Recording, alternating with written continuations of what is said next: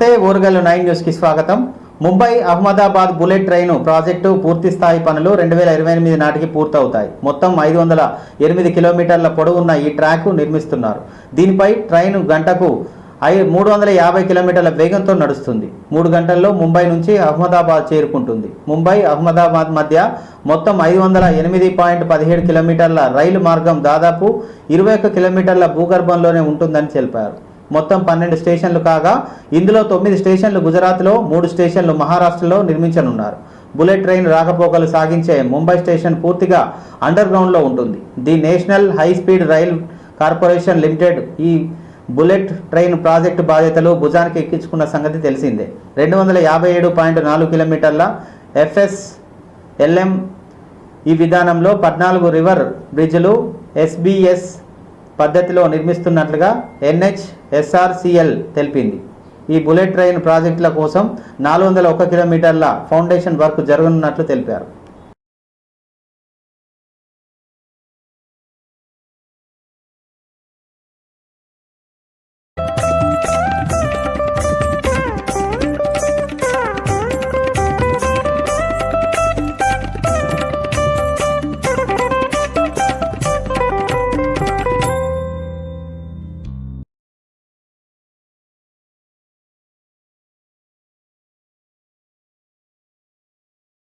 భూ సమస్యల శాశ్వత పరిష్కారం కోసం కొత్తగా భూభారతి చట్టం తీసుకువచ్చామని రెవెన్యూ శాఖ మంత్రి పొంగులేటి శ్రీనివాసరెడ్డి అన్నారు.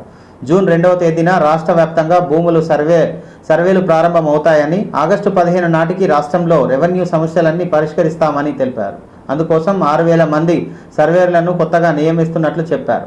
పెద్దపల్లి జిల్లా ఎలిగేడు మండలం ముప్పెరి తోటలోని భూభారతి రెవెన్యూ అవగాహన సదస్సులో ఆయన ప్రసంగించారు. ప్రతి సర్వే నంబర్ను తెలిపేలా భూభారతి చట్టాన్ని, భూములకు భూదార్ కార్డులను ఇస్తామని ఈ సందర్భంగా చెప్పారు. భూ సమస్యల పరిష్కారం కోసం అధికారులు గ్రామాల్లోకి వచ్చి సమస్యలను పరిష్కరించాలని తెలిపారు. ఈ భూ సమస్యలను పరిష్కారంలో పేదవారిని ఇబ్బంది పెట్టకుండా రెవెన్యూ అధికారులు పనిచేయాలని సూచించారు. ప్రతి నిరుపేదలకు కాంగ్రెస్ ప్రభుత్వం ఇందిరమ్మ ఇల్లు ఇస్తుందని భరోసానిచ్చారు.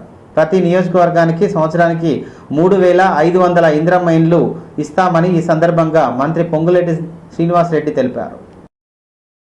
చిన్న చిన్న ఇంటి పేరు తప్పుపడో, వ్యక్తి పేరు తప్పుపడో, 10 ఎకరాల భూమి ఉంటే 10 కుంటలు భూమి ఉందనో వివిధ కారణాల చేత ఏ రైతన్నలైతే గడిచిన 10 సంవత్సరాల నుంచి ఆ ధరణితో ఇబ్బంది పడ్డారో అటువంటి పరిస్థితి లేకుండా MRO స్థాయి నుంచి CCLI స్థాయి వరకు పనులు విభజించి ఈ అధికారాలని వారికిచ్చే అంశాన్ని ఈ చట్టంలో పొందుపరచబడింది.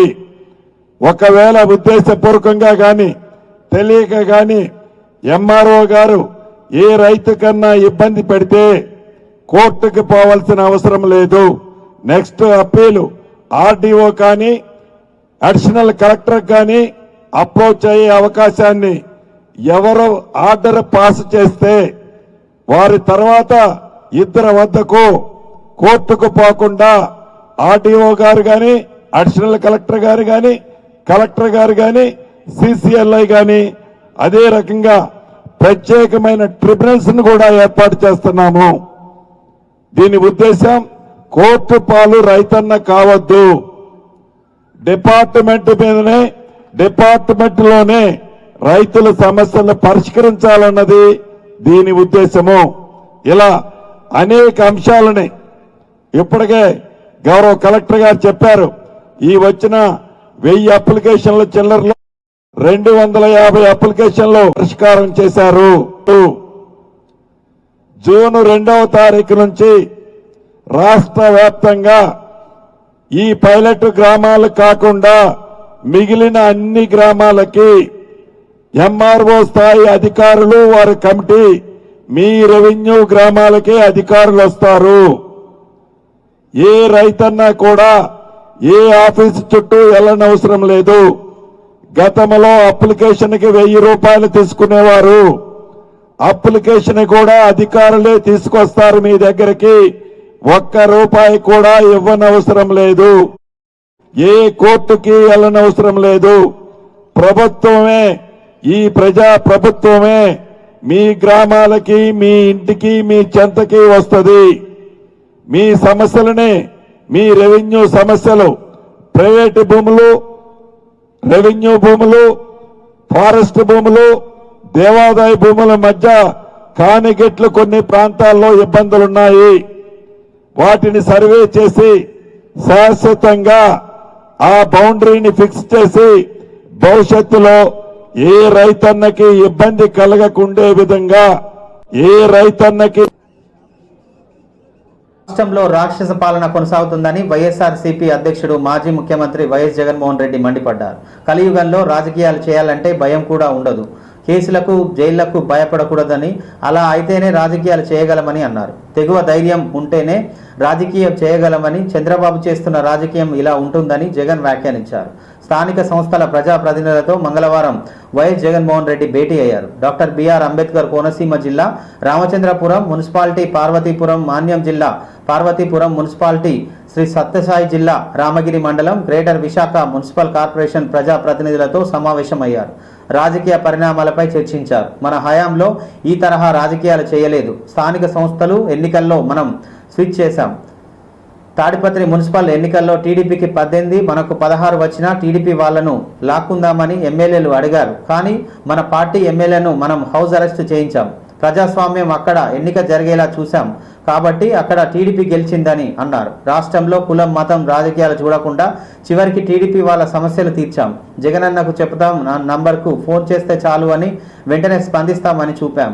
స్పందన కార్యక్రమంలో కూడా విపక్ష లేకుండా పరిష్కారం చూపామని, అత్యధిక టీడీపీ వాళ్లకు ఇచ్చామని జగన్ మోహన్ రెడ్డి ఆగ్రహం వ్యక్తం చేశారు. మాత్రం సినిమా మాత్రం ఎలా చూపించానో అలా చూపిస్తామని మాత్రం చెప్తాను. ఖచ్చితంగా ఈ ఏదైతే నాటుతున్నారో, ఏదైతే ఇత్తుతున్నారో, ఇది రెండింతలు వీళ్ళకు పండే కార్యక్రమం కూడా జరుగుతుందని మాత్రం ప్రతి కార్యకర్తకు గట్టిగా చెప్పండి. ఎందుకనంటే ఈరోజు రాష్ట్ర వ్యాప్తంగా ఇదే జరుగుతూ ఉంది.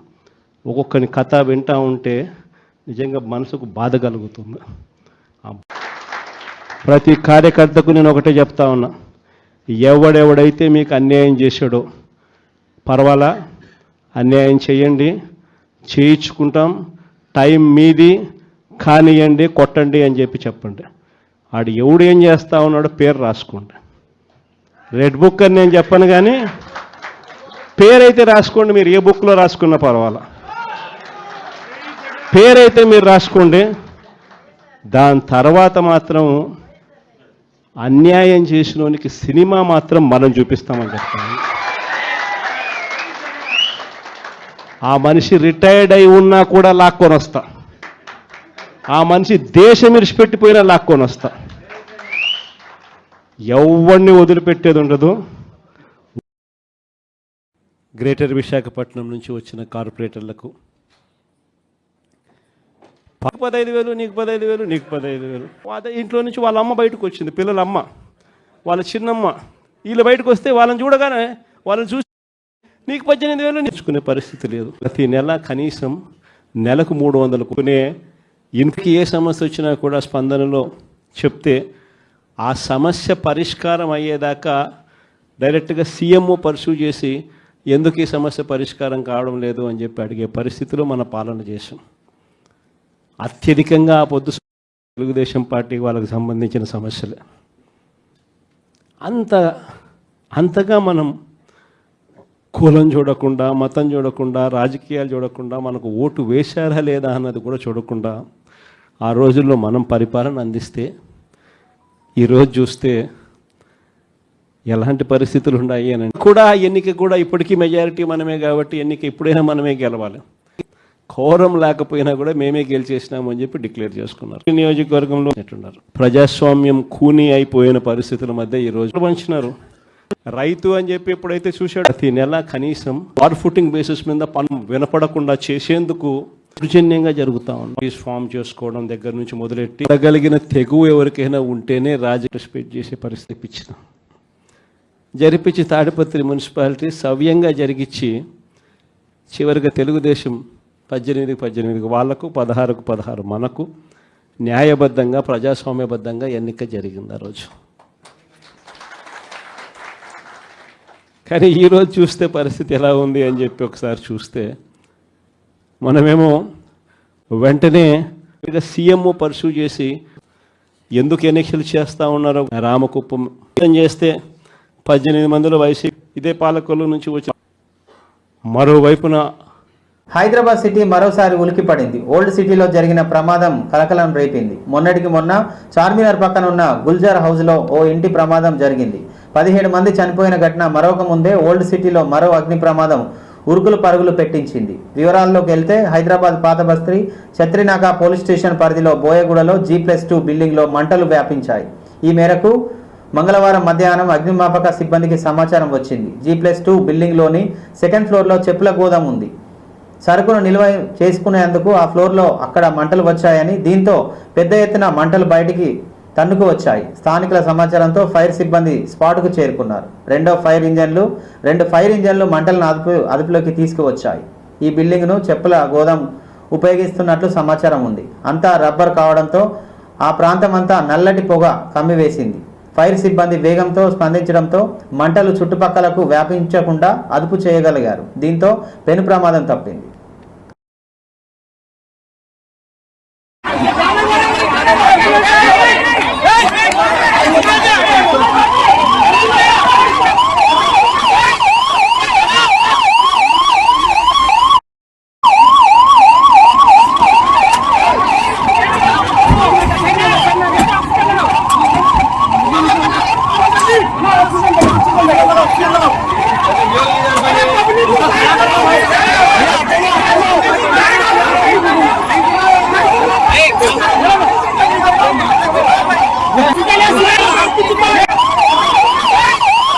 తెలంగాణలో ప్రజాప్రభుత్వం ఏర్పడిన 17 నెలలు పూర్తయిన సందర్భంగా 17 ప్రధాన పథకాలపై పోస్టర్ విడుదల చేశారు. పిసిసి చీఫ్ మహేష్ కుమార్ గౌడ్ 17 నెలల పాలనలో అమల్లోకి తెచ్చిన 17 ప్రధాన సంక్షేమ పథకాలు కరపత్రాలను గాంధీ భవన్లో ఆవిష్కరించారు. టీపీసీసీ కార్యదర్శి బోడ రాకేష్ కుమార్ రూపొందించిన ఈ కరపత్రాలను రాష్ట్ర వ్యాప్తంగా ప్రచారం కోసం పంపిణీ చేయనున్నారు. ప్రభుత్వం అమలు చేస్తున్న పథకాలను పూర్తి స్థాయిలో ప్రజల్లోకి తీసుకెళ్లేందుకు ఈ పోస్టర్లను వినియోగించనున్నారు. తెలంగాణలో ప్రజాప్రతినిధుల ప్రభుత్వం 17 నెలల పరిపాలనలో సంక్షేమం అనే పేరున ఈ పోస్టర్లను విడుదల చేశారు.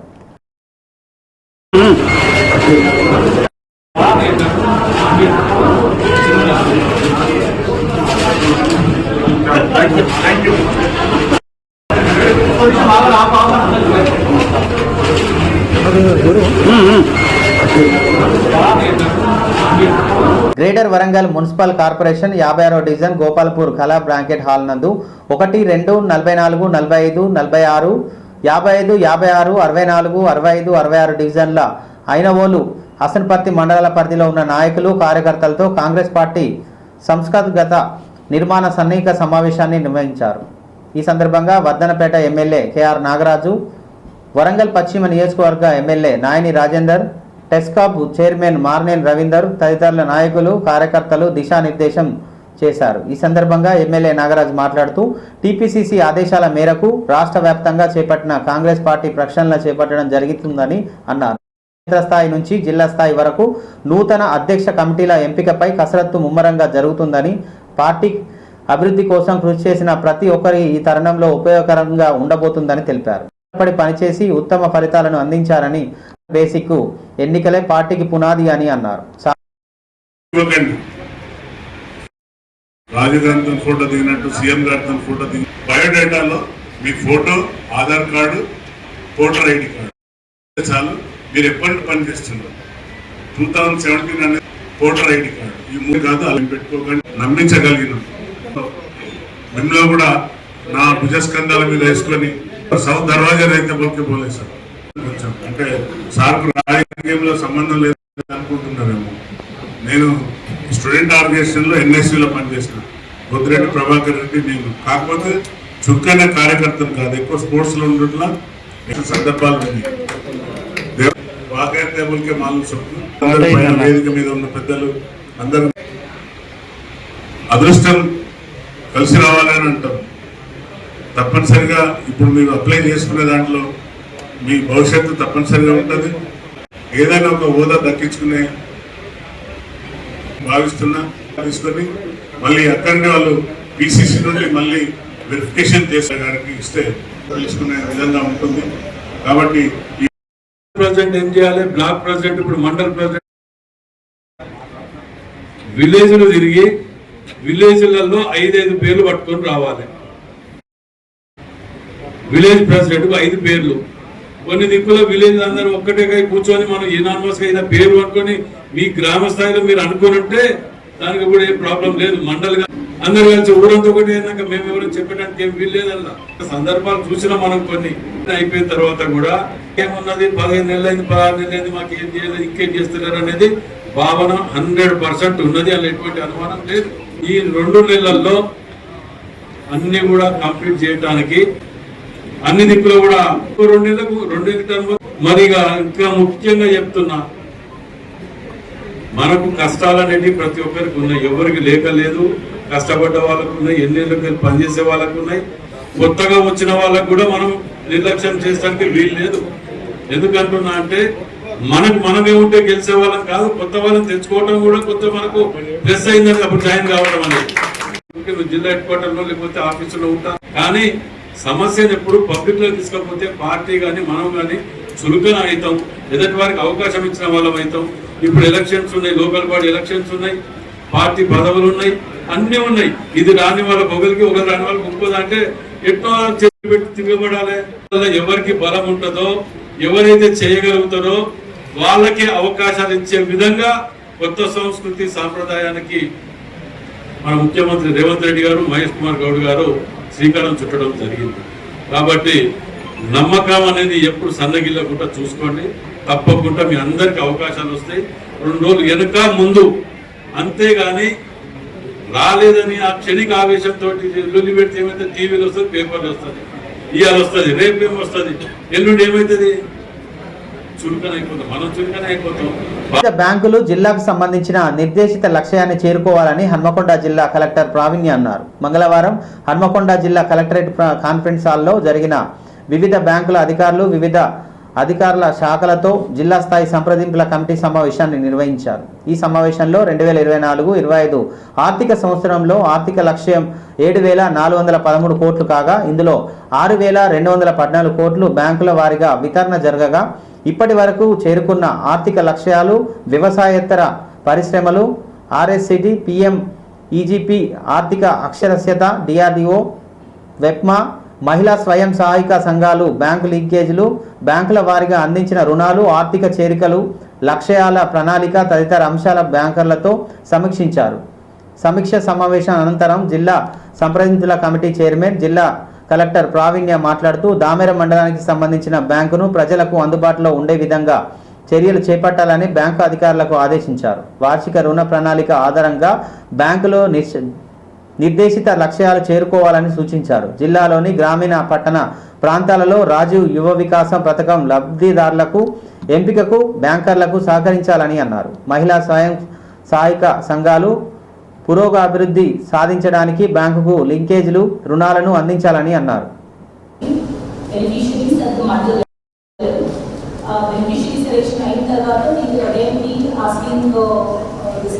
opening of non-operating bank account request system. So our process of the last time when we had a senior level meeting with all the bankers, we discussed that we could cover some documentation in the money. Mundugane you specify chesti MDO office we will try to obtain all the documents including the checklist of Aadhaar details, whatever is required. I knew the account opening process కావాల్సింది facilitate చేస్తాము.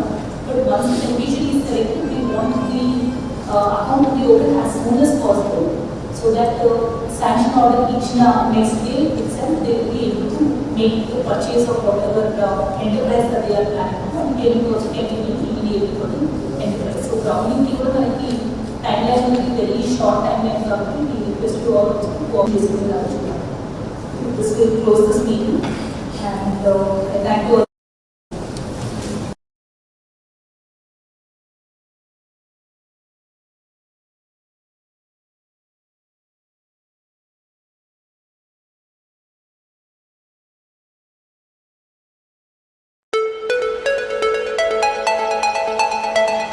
హనుమకొండ నుండి కేవలం 20 కిలోమీటర్ల దూరంలో అమలాపూర్ మండలం Gudur village సమీపం పచ్చని చెట్ల మధ్యలో ప్రకృతి అందాలతో పొలాల మధ్యలో సాధన విలేజ్ రిసార్ట్ మీకోసం.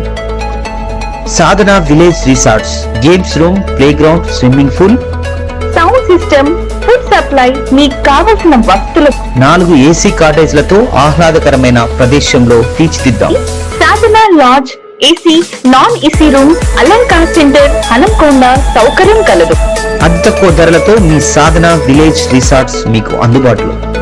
వెంటనే బుక్ చేసుకోండి. 9949122072, 949485960915412612 వాట్సాప్ ద్వారా.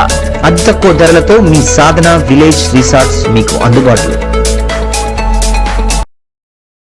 వరంగల్ మహానగరంలో చరిత్ర ప్రసిద్ధిగాంచిన శ్రీ భద్రకాళి దేవస్థానాన్ని కాకతీయ వంశస్థులు రాజా కమల్ చంద్ర బంజీదేవ్ సందర్శించి అమ్మవారికి ప్రత్యేక పూజలు నిర్వహించారు. ఆలయానికి విచ్చేసిన రాజా కమల్ చంద్ర బంజీదేవ్కు ఆలయ ఈవో సహాయక కమిషనర్ శేషభారతి, ప్రధాన అర్చకులు శ్రీ భద్రకాళి శేషులు ఘనస్వాగతం పలికారు. ఆయన వెంట వరంగల్ పశ్చిమ నియోజకవర్గ మాజీ శాసనసభ్యులు దాస్యం వినయ్ భాస్కర్ తదితరులు పాల్గొన్నారు.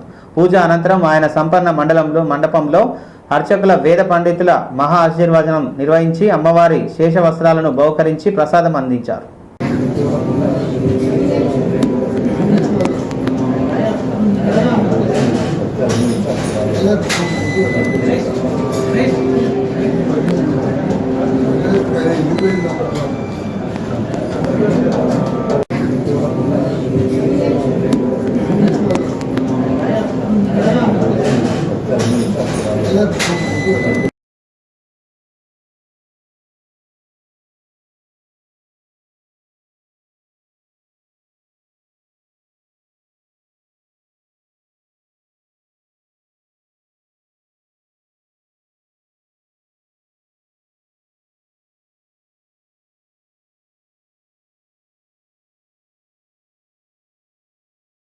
ప్రతి ఒక్కరూ బాధ్యతగా గంజాయి నిర్మూలనకు కృషి చేయాలని జిల్లా ఎస్పీ జానకి షర్మిల అన్నారు. గంజాయి సప్లై చేస్తున్నారన్న అనుమానంతో గ్రామస్తులు జిల్లా పోలీసులకు ఫోన్ ద్వారా సమాచారం ఇవ్వగా స్పందించిన జిల్లా ఎస్పీ దిలావర్పూర్ మండలం గుండంపల్లి గ్రామాల్లోని మంగళవారం సందర్శించారు. ఈ సందర్భంగా అనుమానితుడిని అదుపులోకి తీసుకొని విచారిస్తున్నారు.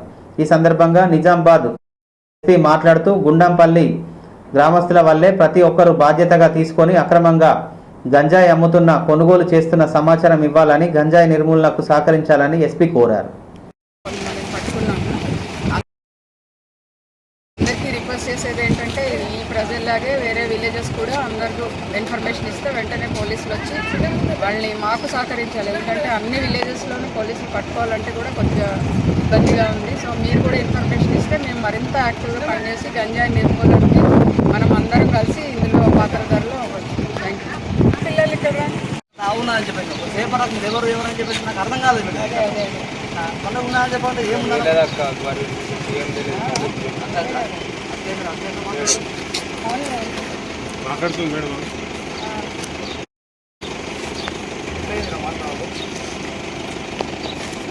ఇప్పుడు ఎలా దొరుకుతారు? నేను మళ్ళీ పిలిచానండి. నేను దాదాపు రాత్రి నుంచి సర్చ్ చేస్తా ఉన్నానండి. ఎక్కడ చూస్తున్నాడు, ఏం పోతున్నాడు, ఏం కదా చెప్పేసి ఫోన్ చేస్తే రెస్పాండ్ అవుతున్నాడు, నో డౌట్. బట్ ఇప్పుడు మళ్ళీ మా ఫ్రెండ్ ద్వారా పట్టేస్తే రమ్మని చెప్పేసి ఇక్కడికి వచ్చిన్నాడు.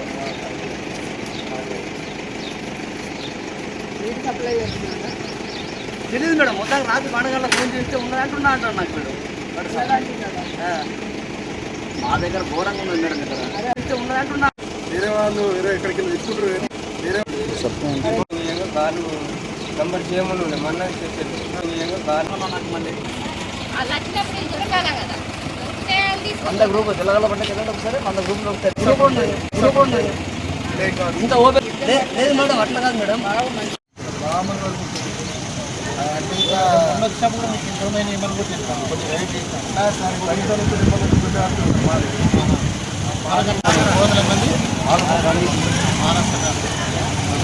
హైదరాబాద్ వాసులకు భారత వాతావరణ శాఖ బిగ్ అలర్ట్ ఇచ్చింది. రాబోయే 3 రోజుల పాటు హైదరాబాద్ లో భారీ నుంచి అతి భారీ వర్షాలు కురిసే అవకాశం ఉందని హెచ్చరించింది. ఈ మేరకు హైదరాబాద్ IMD ఎల్లో అలర్ట్ జారీ చేసింది.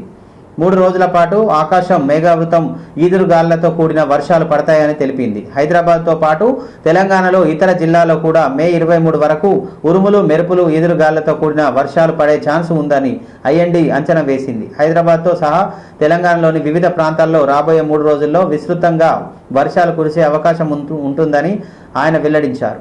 రాష్ట్రంలో కొన్ని చోట్ల 100 మీటర్ల వరకు భారీ వర్షాలు కురుస్తాయన్నారు. మంగళవారం నుంచి ఉష్ణోగ్రతలు తగ్గే అవకాశం ఉందని పేర్కొన్నారు.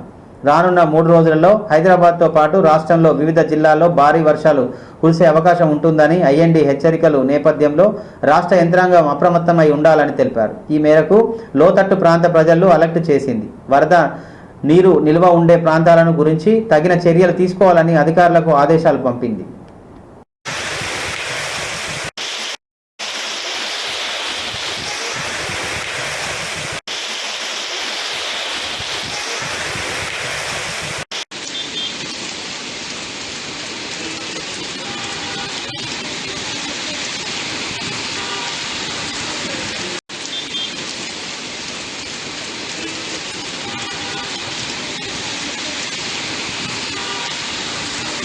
ఇంతటితో ఈ వార్తలు సమాప్తం. మరో వార్తలతో మళ్ళీ కలుద్దాం. చూస్తూనే ఉండండి ఓరుగల్లు 9 న్యూస్.